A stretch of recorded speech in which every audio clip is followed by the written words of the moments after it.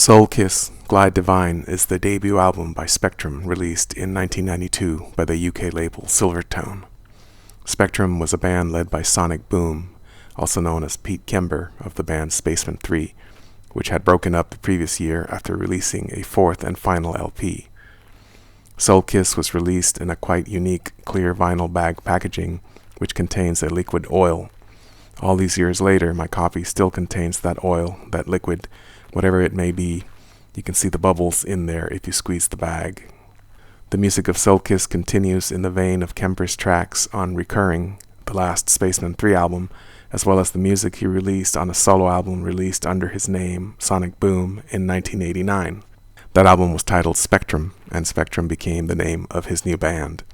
The electronics are more upfront, as is the use of studio effects in the recording. There is a really great article and interview in a blog tied to Doc Ellis Records with Kember, published in 2014 and archived online, where he goes into great detail about the various methods employed in making this music as trippy as possible, using and abusing the power of 1992-era studio technology.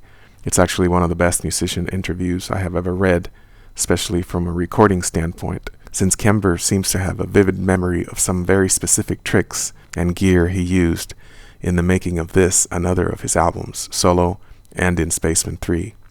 On Soul Kiss, recorded as a four-piece band, Kember collaborates with multi-instrumentalist Richard Formby on songwriting and production. Formby gets a production credit along Kember. Formby has incidentally released some instrumental home demos of 2 tracks he wrote for this album, and they can be found on his Bandcamp, and they are pretty cool skeletal pieces, interesting to compare to the final produced album tracks. These 2 tracks were also released on vinyl a couple of years ago, but I don't have that record.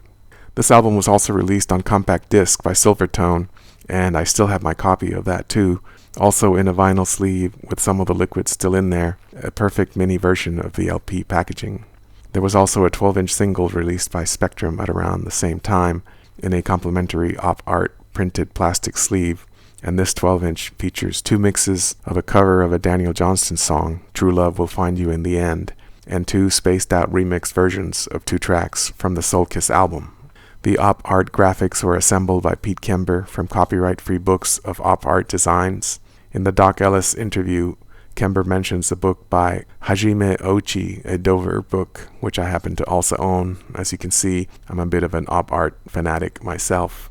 I'm showing this record because of the remarkable packaging, but it is also probably my favorite Spectrum album. It definitely sets the tone for all the others, with the hazy melodies shrouded in swooshy ambient sounds. The Doc Ellis Records interview goes into great detail about the swooshy sounds, which become a bit of an obsession for Kember on this and subsequent records, to the point that they are a bit maddening or blissfully hypnotic, depending on your mood.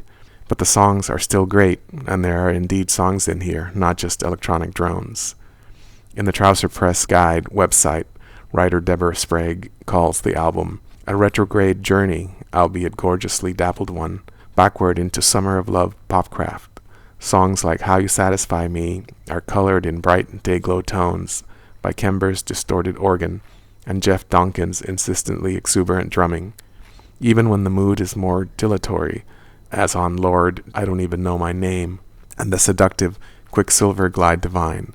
It's a sense of tranquility, not torpor, that prevails. Spectrum, 1992.